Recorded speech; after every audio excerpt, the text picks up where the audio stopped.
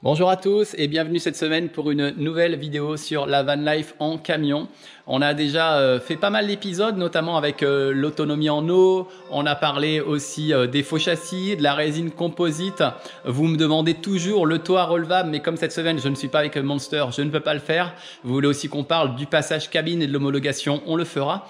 Cette semaine, je suis chez mon copain et partenaire David de Carapace Aménagement qui arrive dans un instant juste derrière. Et avec David, on va parler d'un thème qui lui est très très cher puisqu'il est spécialiste de ça, c'est l'autonomie en énergie avec les panneaux solaires, avec les batteries, toute l'installation, le convertisseur. Et je vous propose de faire une étude sur Monster. On va vous expliquer exactement tout ce qui est installé sur Monster, tout ce qui est bien, tout ce qui n'est pas bien. Et à la fin de cette vidéo, on vous donnera le prix de l'installation avec tout le matériel. Et ça sera d'ailleurs en description. On se retrouve juste après le générique.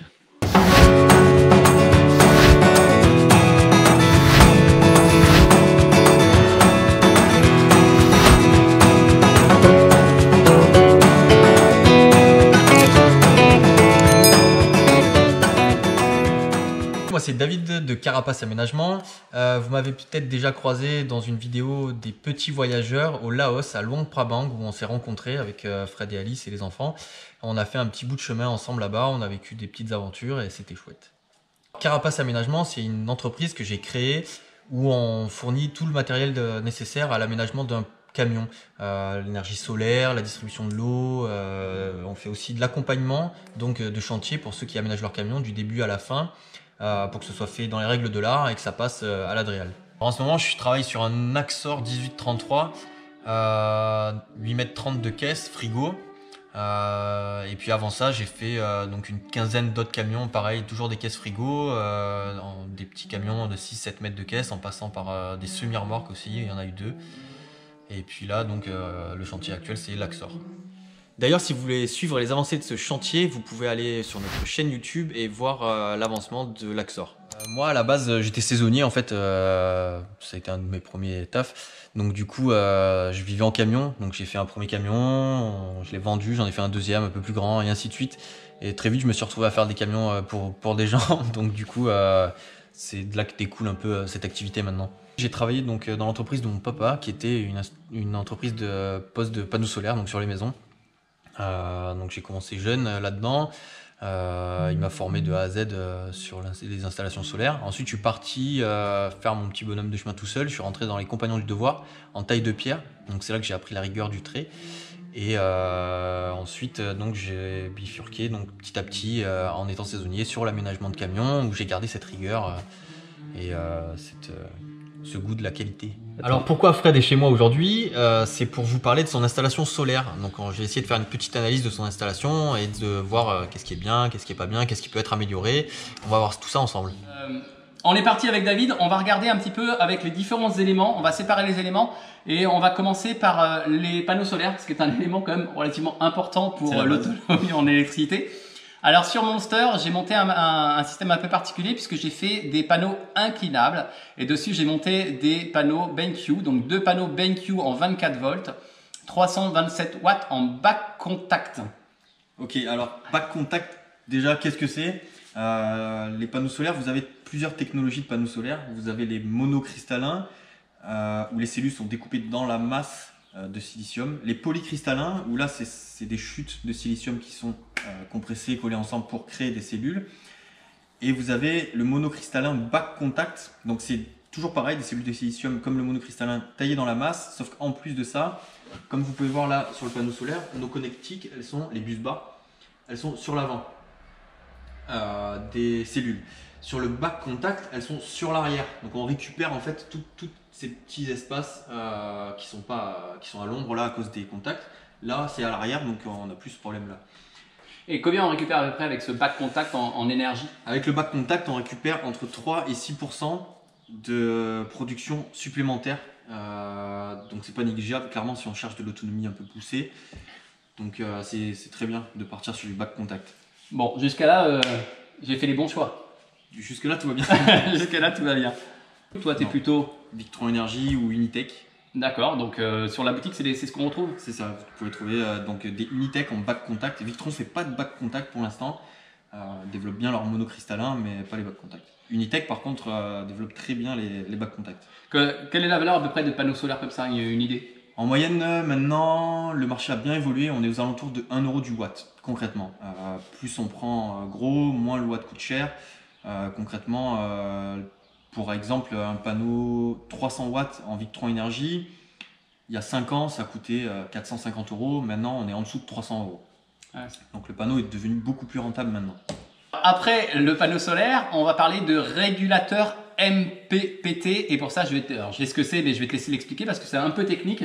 C'est quoi MPPT? Alors, MPPT, ça veut dire Maximum PowerPoint Tracking. Donc ça veut dire que... Ça, t'es bilingue, David? Au taquet. Du coup, voilà, là vous avez un régulateur donc MPPT. Donc ça veut dire que le régulateur va traquer le meilleur moment pour charger votre parc de batterie en fonction de l'énergie qu'il reçoit. Il va traquer donc le meilleur moment et surtout la meilleure tension et la meilleure intensité à envoyer à la batterie en fonction de ce qu'il reçoit. Donc il va faire la conversion, c'est-à-dire que même si vous avez un parc solaire qui est en 48, 100 volts, 200 volts, le régulateur lui va faire la conversion pour charger votre parc de batterie à une tension et une intensité idéale, quel que soit le moment. En l'occurrence, là vous voyez celui-là, c'est un 150-70, donc on peut rentrer dedans à 150 volts. Lui en sortie, s'il a un parc en 24 volts, il sortira en 24 volts et il fera la conversion des voltages en ampérage avec la formule P égale 8. Peut-être que je vous ai perdu sur ce point-là, mais... Et pour charger donc avec la meilleure intensité possible votre parc de batterie. Alors, le régulateur, généralement, enfin, la meilleure marque, c'est quand même Victron. Moi, je suis monté en Victron et j'ai choisi un 130. Alors, tout simplement, tu as deux panneaux de 327 watts. Ça nous fait du 654 watts, crête. Ton parc de batterie est en 24 volts. Ouais. Donc, on va tout simplement, pour savoir quel régulateur il nous faut en ampérage, on va faire la conversion. C'est-à-dire qu'on va prendre les watts de tes panneaux, donc 654, qu'on va diviser par 24 volts, la tension de ton parc de batterie, et on va voir qu'on tombe à peu près aux alentours de 29 et quelques ampères. Donc ton régulateur c'est un 130, donc ça veut dire qu'en entrée il accepte 100 volts, et qu'en entrée comme en sortie il peut délivrer 30 ampères, enfin en sortie il délivre 30 ampères. Donc là toi tes panneaux produisent jusqu'à 29 ampères, donc là 30 ampères t'es bon. Bon bah écoute, encore un bon point pour le MPPT, on ne s'est pas trompé sur Monster, les panneaux solaires, le MPPT c'est bon. Yes. On passe à quoi? Alors on va pouvoir parler des batteries. Allez, on continue avec les batteries. Les batteries, donc deux batteries Super B en 160 ampères et des batteries lithium. Donc c'est pas n'importe quoi. Le lithium, ça m'a fait mal au budget. C'est pas n'importe quoi pour le porte-monnaie. Alors les batteries lithium, quel est l'avantage, quel est l'inconvénient, quelle est la différence avec une batterie ordinaire? Une batterie ordinaire, donc on a plusieurs technologies, encore une fois, on a de l'AGM, du gel, du plomb carbone, donc il y a plein de technologies, ça n'arrête pas d'évoluer d'ailleurs. Le lithium, son gros avantage, c'est les batteries lithium acceptent les décharges à 100% sans séquelles. Ça veut dire que vous pouvez consommer la totalité des ampères disponibles dans la batterie. Si vous la rechargez immédiatement, elle n'aura pas de séquelles, quoi. Alors qu'une batterie AGM ou gel, par exemple, le taux de décharge c'est 35%. Ça veut dire qu'en gros, sur une batterie de 100 ampères, vous avez 35 ampères, les 35 premiers ampères qui sont réellement utilisables. Vous ne pouvez pas utiliser la totalité de la batterie sans qu'elle n'encaisse quelques séquelles, quoi. Les plombs carbone, qui sont plus récentes, quoi, ont un bon taux de décharge qui avoisine les 50-55%, pareil, sans séquelles. Et vous avez certaines technologies de batterie, les Super Cycle par exemple de chez Victron, qui acceptent jusqu'à 45% en AGM, en décharge profonde, pareil sans séquelles, avec un repos de 3 heures. Enfin, c'est des tests un peu complexes, mais c'est bien détaillé quand vous commencez à vous intéresser aux batteries. Vous scrutez la doc technique et vous allez vite comprendre. Alors pour moi, effectivement, il y avait le fait de pouvoir les charger un maximum, mais il y avait aussi quelque chose d'important, c'est le nombre de cycles. C'est-à-dire que voilà, sur ces batteries-là, ils sont donnés en 5000 cycles. C'est ça. Par d'autres batteries. Donc ça m'intéressait pour l'avoir vraiment sur une longue période. J'ai un petit tableau pour comparer. Tout simplement, une batterie AGM avec un taux de décharge à 30%, elle va faire environ 1500 cycles. Une batterie gel, ça va être à peu près pareil, un peu plus, 1800, ça va être très bien. Une batterie super cycle, elle, va faire un taux de décharge plus profond, donc je disais à 40%, et là elle va faire à peu près 1000 cycles, sans séquelles. Une plomb carbone, pareil, avec une décharge à 40%, elle va faire dans les 1400 cycles. Et une batterie lithium, elle, avec une décharge à 100%, elle va faire jusqu'à 2500 cycles. Donc un cycle, c'est quoi? Déjà, vous devez vous demander. Un cycle, c'est la durée de temps pendant laquelle vous déchargez complètement votre batterie jusqu'à la prochaine charge. C'est ça un cycle total. Donc vous déchargez, vous rechargez, vous arrivez là vous avez fait un cycle, et ainsi de suite. Donc avec une batterie lithium, vous faites 2500 cycles comme ça. Ça peut prendre une journée de faire un cycle, comme ça peut prendre une semaine. Ce qui compte, c'est décharge, recharge. Pour le convertisseur, moi j'ai choisi une marque différente de Victron. J'ai surtout choisi parce qu'elle consomme très peu en fait quand elle est éteinte, quand on ne se branche pas. Il n'y a pas vraiment de décharge contrairement à d'autres. Alors évidemment elle est pure sinus et j'ai choisi un combo puisque c'est un convertisseur chargeur qui fait bypass aussi. Exactement. Donc en fait ça veut dire on va pouvoir consommer sur les batteries pour produire du 220 volts à partir du 24 volts des batteries là.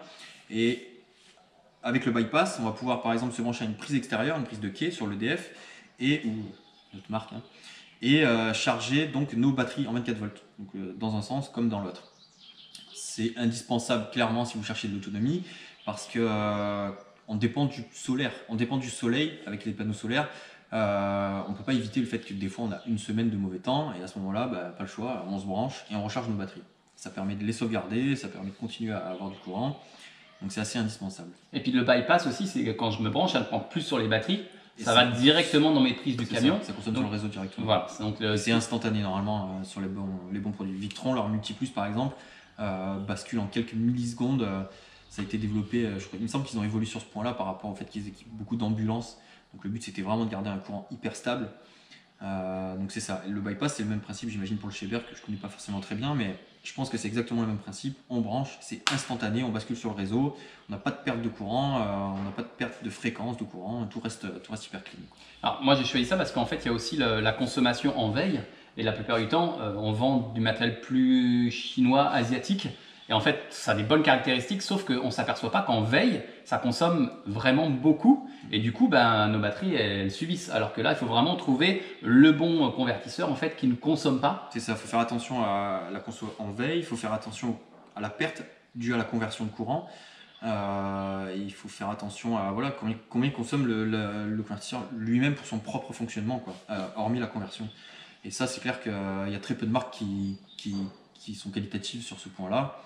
Le fait que ce soit pur sinus déjà, c'est indispensable aussi, clairement. Pourquoi? Alors pur sinus, c'est une courbe de fréquence. Vous, quand vous branchez au réseau 220, vous êtes en pur sinus. C'est-à-dire que vous avez une fréquence électrique qui est sinusoïdale. Vous savez, on appelle ça du courant alternatif parce que ça alterne donc entre positif et négatif. C'est la différence de capacité de l'un à l'autre qui alterne tout le temps. Sur du courant propre, pur sinus, donc cette inversion, elle est très douce, très régulière. C'est pour ça qu'on a une belle courbe arrondie. Sur du quasi-sinus, votre inversion, elle est brutale. C'est-à-dire vous passez de négatif à positif, à négatif, à positif. C'est instantané et c'est dégueulasse pour un appareil électrique parce que lui, il prend cette conversion souvent dans les chargeurs de batterie, il le prend très mal, quoi. Et tout appareil qui fonctionne sur batterie ou via un chargeur, comme un ordinateur, un téléphone, en général, ou une télé maintenant, de toute façon, tout passe par ça. Vous allez clairement diminuer la durée de vie de l'appareil. D'accord. Et puis j'ai choisi aussi cet appareil parce qu'il n'est pas très lourd finalement. Ça fait 19 kg, donc c'est facile à caler dans un placard par exemple. Donc je trouve que c'était pas mal. Toi, tu proposes vraiment du Victron sur la boutique? Moi, je travaille sur Victron et Cotech pour tout ce qui est conversion. Alors, c'est du même niveau de gamme, hein, clairement. Cotech est un peu plus utilisé dans le nautique parce qu'un poil plus qualitatif.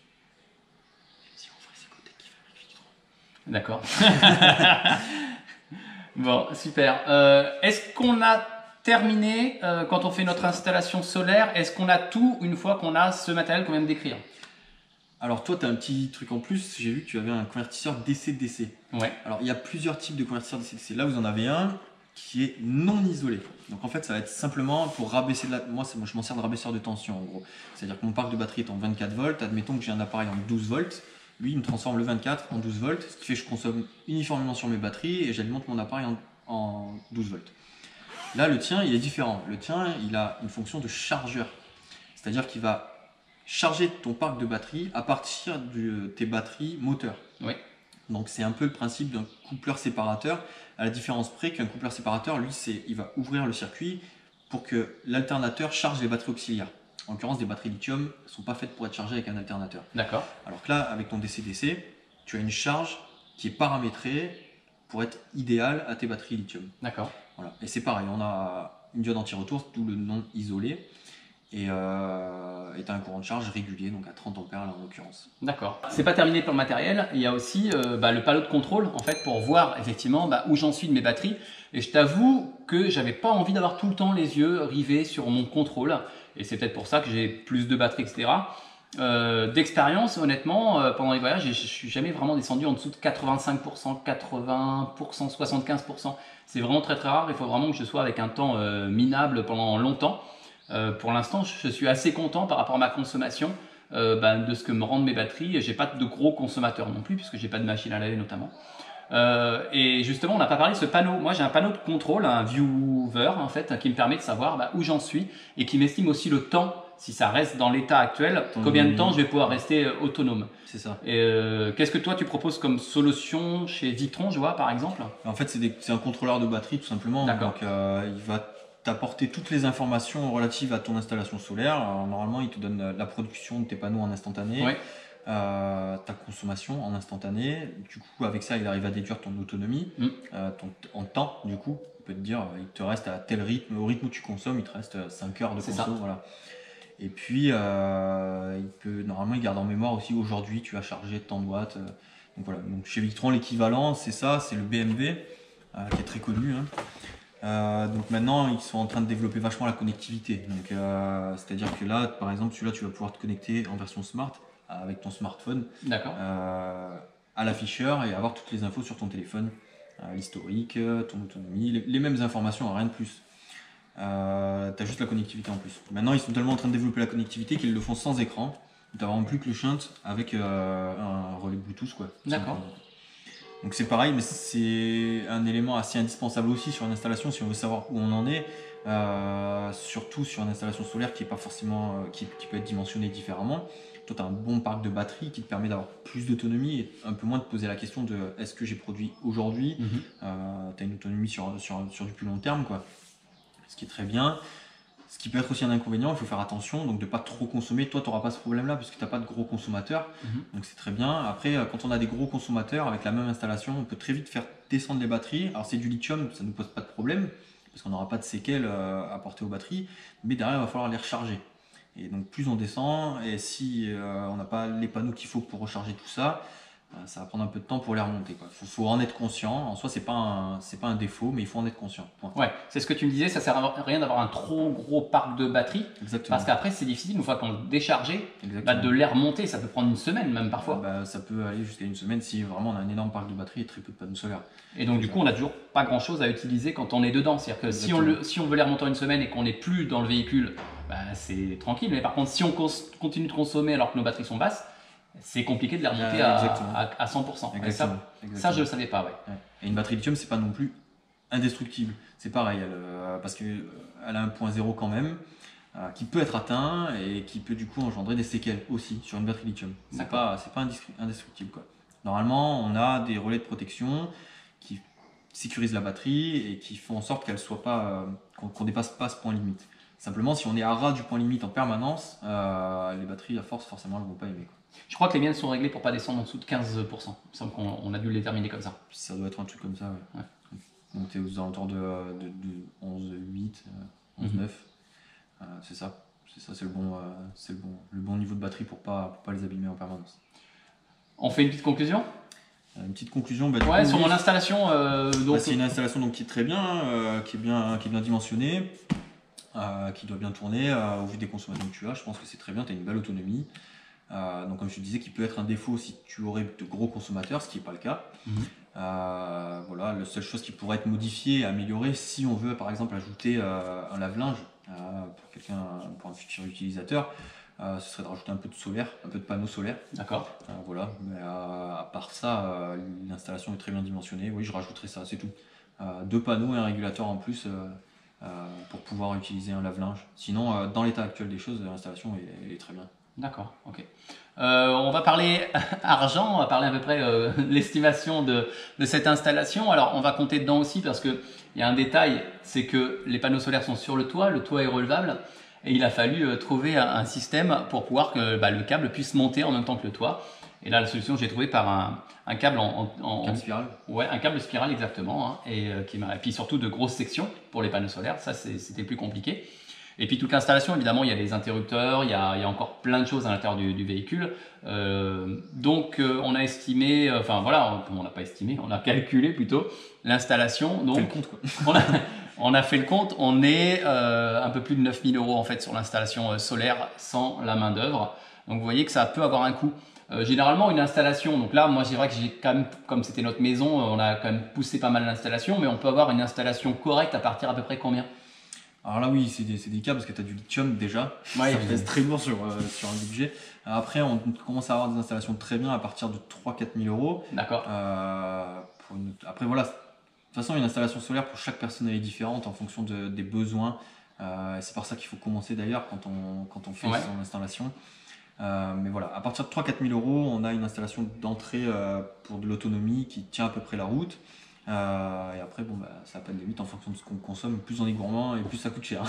C'est clair. Et toi, tu procèdes comment? Donc, quand tes clients ils viennent chez toi, ils te disent bah voilà, je voudrais installer, être autonome, j'ai un véhicule, alors que ce soit un fourgon, un bateau, une voiture, même un 4x4 ou autre. Tu commences par quoi? La première étape, avant toute chose, c'est de déterminer ses besoins énergétiques. Il n'y a pas 36 solutions. Si on ne passe pas par ça, on ne peut pas être certain que notre installation correspond à nos besoins derrière.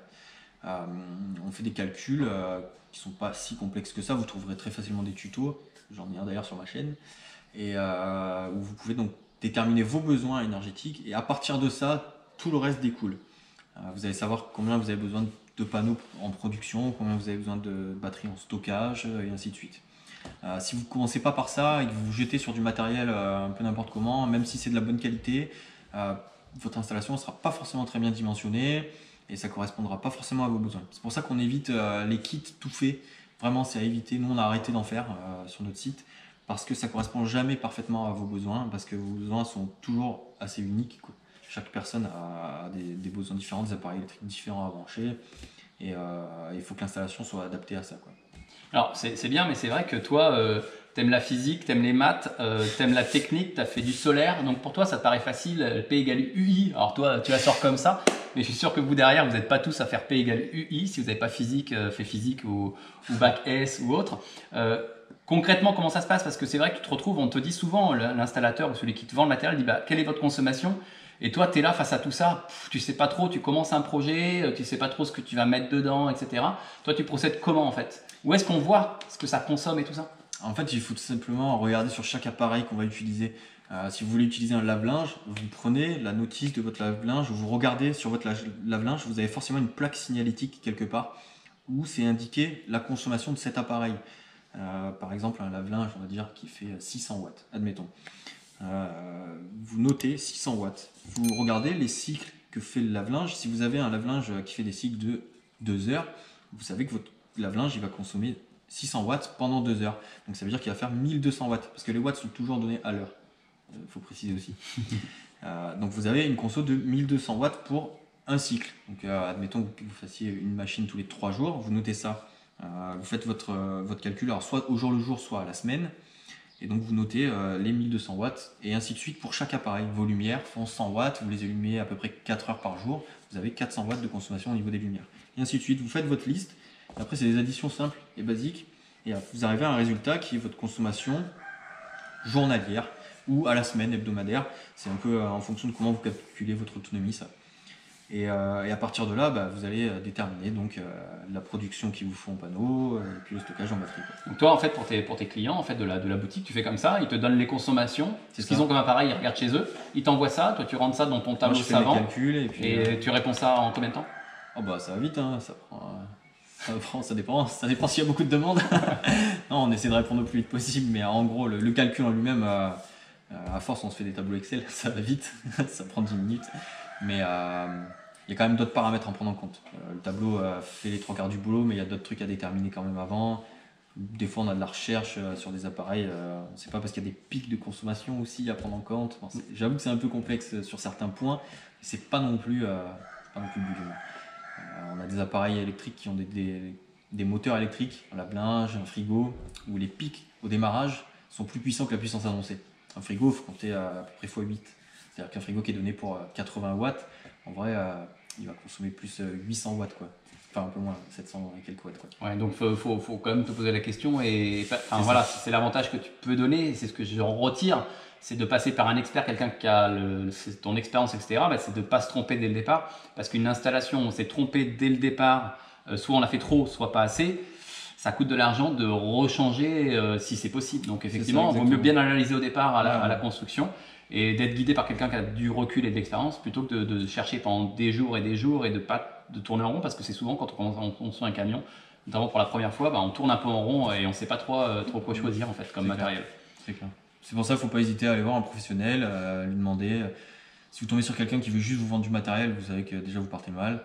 Et puis voilà, l'intérêt c'est ça, c'est de déterminer vos besoins et à partir de ça, vous savez que vous aurez une installation qui sera adaptée. Vous avez plein de bons professionnels, d'artisans qui sont très bien et qui vous feront le boulot normalement gratuitement, qui vous font normalement l'étude de besoin gratuitement, quoi. Bon, il est bien, il fait pas de pub pour lui, donc il est comme ça, David de Carapace. Ce que je vous encourage à faire dès maintenant, attendez la fin de la vidéo pour aller voir sa chaîne. Vous allez voir, il a plein de vidéos où il vous montre son camion, son chantier actuel dans l'Axor. Je crois qu'il y aura l'Axor, puis il y aura l'après-Axor, il y aura d'autres véhicules, des fourgons, peut-être pas bateau. Tu fais pas bateau? Non, c'est pas mon... Voilà, j'espère que vous avez apprécié cette vidéo. Donc n'hésitez pas à vous abonner à la chaîne Carapace Aménagement. Si vous êtes abonné au Petit Voyageur, je ne peux que vous féliciter. Si vous n'êtes pas abonné, dès maintenant, vous pouvez cocher la petite cloche, s'abonner pour recevoir toutes les vidéos. Il y a toujours des vidéos avec du paysage. On a lancé une nouvelle série avec le zap, donc le zapping de plein d'images inédites du voyage qu'on a fait cet hiver en Asie. Quoi dire d'autre? Appréciez votre vie en camion si vous en avez une. Et puis voilà, l'installation solaire c'est bien, mais il faut le faire bien, c'est tout. Merci David, on se retrouve bientôt pour une prochaine vidéo et ne partez pas tout de suite, je crois qu'on a eu du mal à tourner tous les deux, donc on va vous laisser avec les bonus de tournage. Ciao, à bientôt. Ciao.